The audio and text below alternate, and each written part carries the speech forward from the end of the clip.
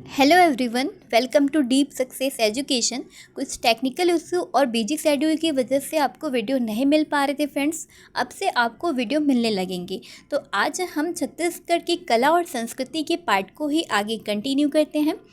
इसका हमने पहले पार्ट 1 कंप्लीट कर लिया था। अगर आपने नहीं देखा है तो आप इसे ज़रूर देख लीजिएगा, क्योंकि इसमें सारे इंपॉर्टेंट क्वेश्चन को कवर करवाया गया है। ओके, तो हम आज के इस लेक्चर को स्टार्ट करते हैं।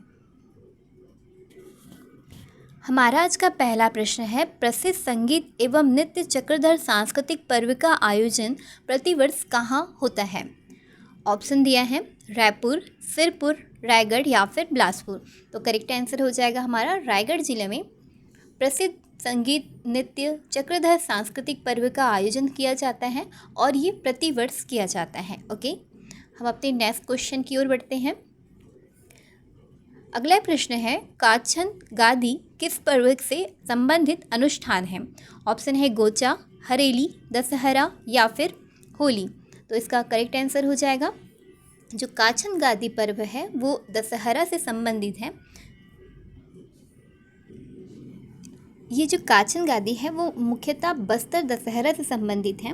ठीक है, ऑप्शन में दशहरा दिया है तो ये राइट आंसर होगा। इस दिन क्या होता है, काछिन देवी की पूजा की जाती है। ठीक है, आप लोग को ध्यान रखना है इस दिन कौन सी देवी की पूजा की जाती है पूछेगा तो बतलाइएगा। इस दिन काछिन देवी की पूजा की जाती है और इसे बेल बूटों के कांटे से बनी एक गद्दी होती है जिस पर काछिन देवी को बिठाया जाता है और उनकी पूजा की जाती है। ठीक है, तो ध्यान रखिएगा काछिन गादी पर्व किससे संबंधित है, दशहरा या बस्तर दशहरा से। ओके, हम अगले प्रश्न की ओर बढ़ते हैं। छत्तीसगढ़ में देहरोरी व्यंजन कब बनाया जाता है। पहले तो ये ध्यान रखिएगा, देहरोरी क्या है, एक व्यंजन है ना। अब ये कब बनाया जाता है ये देखते हैं। ऑप्शन दिया है दीपावली, विवाह, नवाखानी या फिर पितृपक्ष। इसका करेक्ट आंसर हो जाएगा दीपावली के समय ये देहरोरी व्यंजन बनाया जाता है। अभी आप लोग में से कुछ किसी के घर में देहरोरी का व्यंजन बना होगा। इसको ध्यान रखिएगा फ्रेंड, देसी रसगुल्ला कहा जाता है। छत्तीसगढ़ में देसी रसगुल्ला के नाम से इसे जाना जाता है, देहरोरी को। ठीक है, और ये किससे बनता है, किससे निर्मित किया जाता है ये पूछेगा तो आप लोग को बताना है कि ये दरदरे चावल से इसे बनाया जाता है। ठीक है, तो देहरोरी से फैक्ट याद रखिएगा, देसी रसगुल्ला कहा जाता है, इसे दरदरे चावल से बनाया जाता है और मुख्यतः दीपावली के पर्व के समय ये व्यंजन बनता है। अगले प्रश्न की ओर चलते हैं। गाय के गले में बांधी जाने वाली मोर पंख या पलास की माजा कहलाती है। ऑप्शन है सुता, सुतई, सुहई या फिर सुरा। देखिए ऑप्शन हम लोग को ऐसा दिया है जैसे कंफ्यूज करने लायक। ठीक है, तो आप लोग इसे लिख के पढ़िए या फिर एक एक वर्ड को ध्यान से पढ़िएगा। ठीक है, हमारा करेक्ट आंसर क्या हो जाएगा, सुहई। गाय के गले में बांधी जाने वाली जो मोर पंख या पलास की माजा होती है उसे सुहई कहते हैं। ये दीपावली के समय गांव-गांव में राउत जाति के लोग अपने मालिक के घर जाकर सुहई बांधते हैं। कौन सी जाति के लोग, राउत जाति के लोग अपने मालिक के घर जाकर सुहई बांधते हैं। ठीक है, ये जो होता है वो पशुधन की समृद्धि के लिए बांधा जाता है सुहई को, है ना। और किससे बना होता है, मोर पंख या पलास की एक माजा होती है सुहई, है ना। ठीक है, तो इससे रिलेटेड ये ध्यान रखिएगा, दीपावली के समय राउत जाति गाय के गले में बांधी जाने वाली मोर पंख या पलास की माजा सुहई है। ओके, अगला प्रश्न है, बस्तर दशहरा में काछिन गादी अनुष्ठान की संवाहिका कौन होती है। अभी हमने बस्तर दशहरा से एक प्रश्न लिया था प्रीवियस क्वेश्चन में, तो आप लोग को ये उसी से रिलेटेड है। तो अब आपको ये बतलाना है इस क्वेश्चन में कि काछिन गादी अनुष्ठान की संवाहिका कौन होती है। ऑप्शन है ब्राह्मण कन्या, कुमार कन्या, लोहार कन्या फिर महारा कन्या। तो इसका राइट आंसर हो जाएगा फ्रेंड्स महारा कन्या जो होती हैं वो बस्तर दशहरा में काछिन गादी अनुष्ठान की संवाहिका होती हैं, है ना। और ये पर्व मनाया जाता है, काछिन गादी जो पर्व मनाया जाता है वो अश्विन अमावस्या को मनाया जाता है। यदि पूछ दिया जाता है कि बस्तर दशहरा की शुरुआत किससे होती है, बस्तर दशहरा की शुरुआत किस देवी से होती है, तो आप लोग को बताना है काछिन देवी से बस्तर दशहरा की शुरुआत होती है। ओके, अगला प्रश्न है, निम्न पकवान एवं उनके स्वाद सम्मिलित नहीं हैं। नहीं को अंडरलाइन कीजिएगा, क्योंकि एग्ज़ाम टाइम में नहीं वाला वर्ड हम लोग इग्नोर कर देते हैं, इस वजह से हम मिस्टेक हो जाता है। ठीक है, ऑप्शन देख लेते हैं। ठेठरी नमकीन, कुर्मी नमकीन, पपची मीठा और फरा मीठा। तो इसका करेक्ट आंसर हो जाएगा, जो कुर्मी होता है वो नमकीन नहीं होता, ये मीठा व्यंजन है। कुर्मी एक प्रकार का मीठा व्यंजन होता है जो गेहूं और चावल के आटे से बनता है ना, और इसे विशेषकर तीजा पोला के समय बनाया जाता है।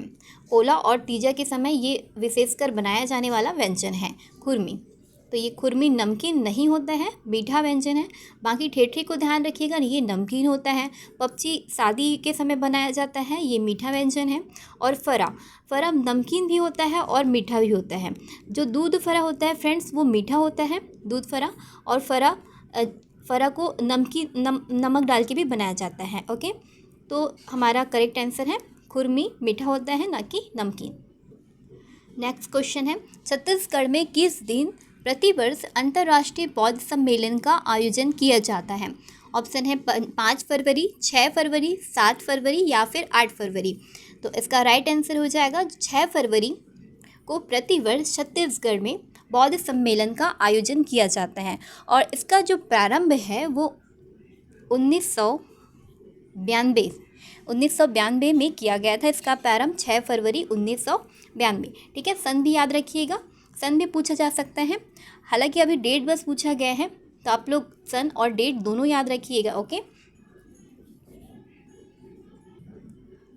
नेक्स्ट क्वेश्चन है, छत्तीसगढ़ में इनमें से किस आयोजन में पौराणिक चरित्रों की मानवाकार प्रतिमाएं होती हैं? ऐसा कौन सा पर्व है जिसमें पौराणिक चरित्रों की मानवाकार प्रतिमाएं बनाते हैं? ओके, तो ऑप्शन देख लेते हैं। गौरा, पोला, नवाखानी या फिर रहस। इसका करेक्ट आंसर हो जाएगा रहस। रहस में पौराणिक चरित्रों की मानवकार प्रतिमाएं बनाई जाती हैं, और विशेषकर कौन सी जनजाति के द्वारा बनाई जाती है पूछेगा तो बतलाइएगा चितेर जाति, कौन सी जाति के द्वारा बनाई जाती है पूछेगा तो बताइएगा चितेर जाति के लोगों के द्वारा ये प्रतिमाएं बनाई जाती हैं। रहस के कुछ कलाकार हैं, वो भी आप लोग को ध्यान रखते हुए चलना है। इसके कलाकार हैं कौशल सिंह, विशेषर सिंह और केसरी सिंह। ठीक है, कौशल सिंह, केसरी सिंह और विशेषर सिंह। क से कौशल, क से केसरी, दोनों याद रखिएगा। विशेषर और बिलासपुर के मंझला महाराज हैं, है ना, बिलासपुर के मंझला महाराज, ये इनके प्रमुख कलाकार हैं, मंझला महाराज। और बिलासपुर ज़िले में ये रहस जो है अधिक प्रचलित है। कौन से ज़िले में रहस अधिक प्रचलित है? तो ध्यान रखिएगा, बिलासपुर ज़िले में रहस का प्रचलन अधिक है। तो इतना फैक्ट याद रखिएगा रहस से रिलेटेड। ये पौराणिक चरित्रों की मानवाकार प्रतिमाएं बनाई जाती है चितेर जाति के द्वारा। रहस में कौशल सिंह, केसरी सिंह, विशेषर सिंह और बिलासपुर के मंझला महाराज इसके प्रमुख कलाकार हैं, और बिलासपुर ज़िले में रहस का आयोजन अधिक होता है। अगला प्रश्न देखते हैं, रवेली नाचा पार्टी के संस्थापक थे? ऑप्शन है दाऊ दुलार सिंह मंदराजी, लालू राम, मदन लाल निषाद या फिर प्रभु राम यादव। तो इसका राइट आंसर हो जाएगा दाऊ दुलार सिंह मंदराजी जी रवेली नाचा पार्टी के संस्थापक हैं। इन्हें छत्तीसगढ़ में नाचा के भीष्म पिता भी कहा जाता है, भीष्म पिता कहा जाता है। छत्तीसगढ़ में नाचा के भीष्म पिता कौन है, ये क्वेश्चन बना हुआ है, तो आप लोग को ध्यान रखना है। दाऊ दुलार सिंह मंदराजी जी छत्तीसगढ़ में नाचा के भीष्म पिता हैं। इनके गांव का जो नाम था फ्रेंड्स रवेली था, है ना, इसी के नाम पर रवेली नाचा पार्टी रखा गया है। इस नाचा पार्टी का नाम किसके नाम पर रखा गया है? इनके गांव के नाम पर रखा गया है। अगला प्रश्न है, निम्नलिखित में से कौन सा लोकगीत छत्तीसगढ़ से संबंधित नहीं है? इनमें से कौन सा लोकगीत है जो छत्तीसगढ़ से संबंधित नहीं है?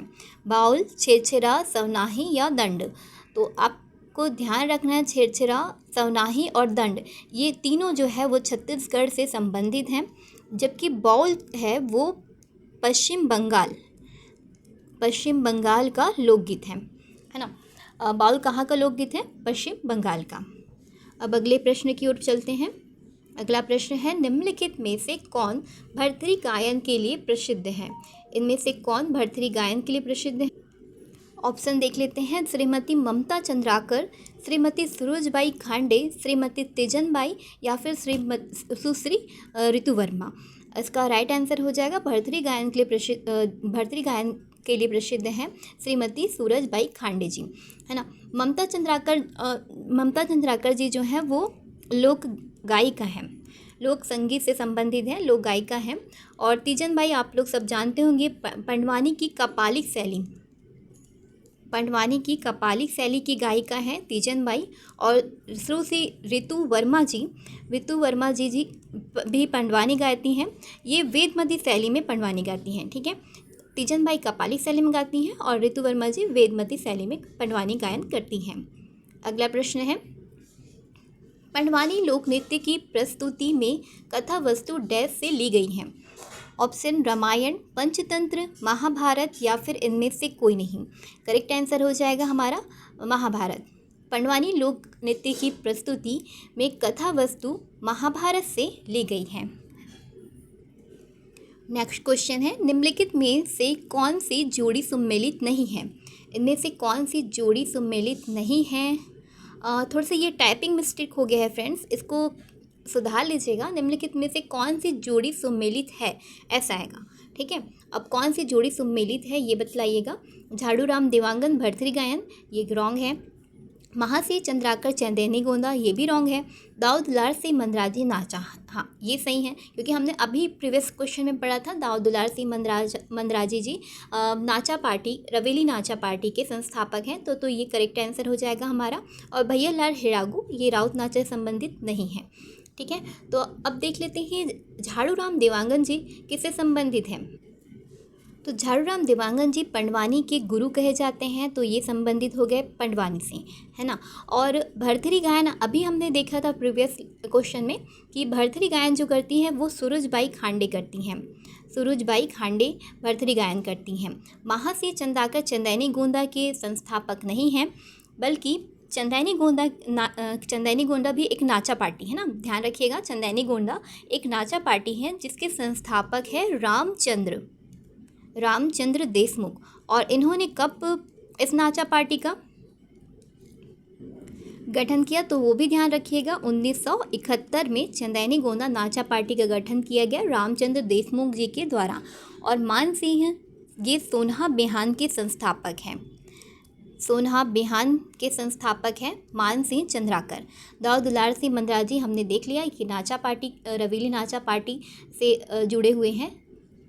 अब बढ़ते हैं हम अपने अगले प्रश्न की ओर। छत्तीसगढ़ में मनोरंजन के लिए शादी के समय गाया जाने वाला गीत है। मनोरंजन के लिए गाया जाता है और शादी के समय गाया जाता है। जवारा गीत ये तो नहीं गा सकते हैं क्योंकि ये देवी गीत होता है। बाज गीत ये भी नहीं है, देवारी गीत ये भी नहीं है। और करेक्ट आंसर हो जाएगा हमारा भड़ौनी। तो भड़ौनी गीत जो है वो शादी विवाह के समय गाया जाने वाला एक गीत होता है, जिसे वर और वधू खाना खाते समय हास परिहास के लिए गाते हैं, ठीक है। वर और वधू दोनों पक्ष के द्वारा इसे गाया जाता है हास परिहास के लिए विवाह के समय, है ना। अब आगे बढ़ते हैं। हमारा अगला प्रश्न है, इनमें से कौन ये राज्य है ना, इस राज्य की सरसरत महिला लोक गायिका है। ऑप्शन है सिरसरत महिला लोक गायिका। ओके, ऑप्शन देख लेते हैं, फिदाबाई मरकाम, मंडावी सिंह, ममता चंद्राकर या फिर आरती जैन। तो हमारा करेक्ट आंसर हो जाएगा ममता चंद्राकर जी जो हैं इस राज्य की सिरसरत महिला गायिका हैं। ये भी ध्यान रखिएगा फ्रेंड्स, इन्हें 2016 में पद्मश्री अवार्ड से सम्मानित किया गया था। पद्मश्री से सम्मानित किया गया था 2016 में ममता चंद्राकर जी को। पद्मश्री सम्मान किसे किसे प्राप्त हुआ है ये सब पूछा जाता है, तो आप लोग को पद्मश्री सम्मान अच्छे से याद करते हुए चलना है, ठीक है। हमारा अगला प्रश्न है, सुआ नृत्य निष्पादित किया जाता है। ऑप्शन है केवल पुरुषों द्वारा, केवल महिलाओं द्वारा, पुरुषों और महिलाओं द्वारा या फिर बच्चों के द्वारा। तो सुआ नृत्य जो है वो केवल महिलाएं ही करती हैं, तो करेक्ट आंसर हो जाएगा केवल महिलाओं के द्वारा ही इसे सुआ नृत्य को निष्पादित किया जाता है। अगला प्रश्न है, देवदास बंजारे किस क्षेत्र से जुड़े हुए हैं। ऑप्शन है पंडवानी, पंथी नृत्य, धनकुल या फिर डोकरा कला।